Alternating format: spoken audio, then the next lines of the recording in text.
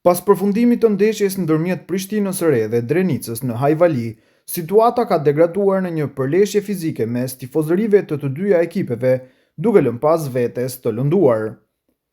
Sipas njoftimit zyrtar nga policia e Kosovës, si pasojë e dhunës kanë mbetur të lënduar një femër ndërsa një mashkull është therrë me thik. Të dy viktimat kanë pranuar menjëherë tretmentin e nevojshëm mjekësor pas incidentit të rënd. Lidhur me këtë ngjarje, policia ka konfirmuar se është arrestuar një person i dyshuar, i cili me vendim të prokurorit është dërguar në mbajtje për procedim të mëtejshëm. Organet e rendit po vazhdojnë punën për zbardhjen e plotë rrethanave të përleshjes, ndërsa mbetet të shihet nëse do të jenë masa disiplinore që do të ndërmarrë Federata e Futbollit ndaj klubeve dhe tifozërive përgjegjëse për këtë akt as pak normal në një ndeshje futbolli. Deklaratat e fundit të presidentit serb Aleksandar Vučić kanë ndezur sërish debatet politike në rajon, duke thelluar përplasjet verbale me përfaqësues të institucioneve europiane. Gjatë një tubimi publik, ai ka ofenduar eurodeputetin Sandro Gozi, duke e cilësuar si lobist dhe duke vënë në pikpyetje identitetin e tij kombëtar, një qasje që është konsideruar si e ashpër dhe përçarëse në diskursin politik. Në të njëjtën linjë, Vučić ka kritikuar edhe qëndrimet e Gozit dhe të tjerëve që mbështesin pavarësinë e Kosovës, duke i akuzuar për qëndrime kundër Serbisë dhe për përdorim të retorikës së rëndë ndaj saj në arenën ndërkombëtare. Këto deklarata kanë reflektuar tensionet e vazhdueshme mes Beogradit dhe disa figurave europiane lidhur me çështjen e Kosovës. Nga ana tjetër, Sandro Gozi ka reaguar duke e sfiduar Vučićin për një debat publik, duke propozuar që përballjet të zhvillohen në Bruksel ose Beograd, por që ky i fundit e ka refuzuar. Me këtë sjellje, apo ekspozohet gjithnjë më shumë Aleksandar Vučić para partnerëve ndërkombëtar? Maraj, mos respektimi i marrëveshjeve po e rrit rrezikun për rajonin.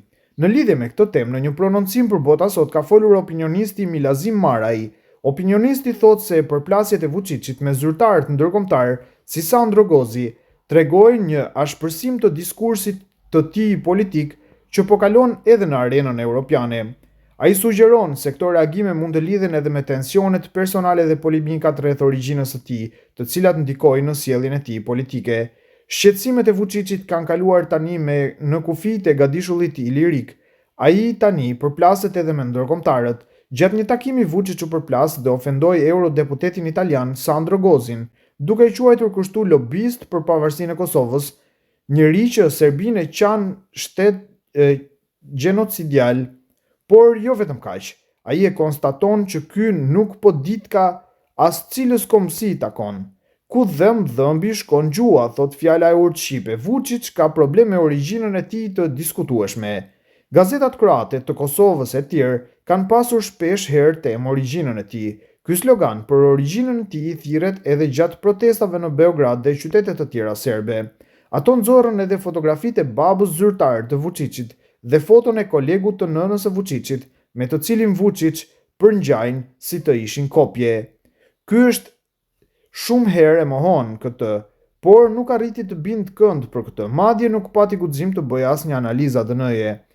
Duke që këtë gjendje ta publikoi e ka përjetuar shumë rënd, andaj tani e përfoli edhe një herë si akmarrje ndaj deklaratës shumë të arsyeshme të eurodeputetit Sandro Gozi, u shpreh ai. Duke vazhduar, opinionisti vlerëson se Sandro Gozi ka treguar qëndrime të forta ndaj Vučićit, duke sfiduar për mos përmbushjen e marrëveshjeve dhe duke e ftuar në debat publik, ku sipas tij presidenti serb po shmang përballjet. Ai e paraqet reagimin e Vučićit si shenjë dobësie dhe izolimi politik, duke argumentuar se Serbia po përballet me rënje të besueshmërisë ndërkombëtare dhe me ekspozim të së kaluarës së saj të dhunshme, ndërsa retorika e tij po bëhet gjithnjë e më mbrojtëse dhe agresive.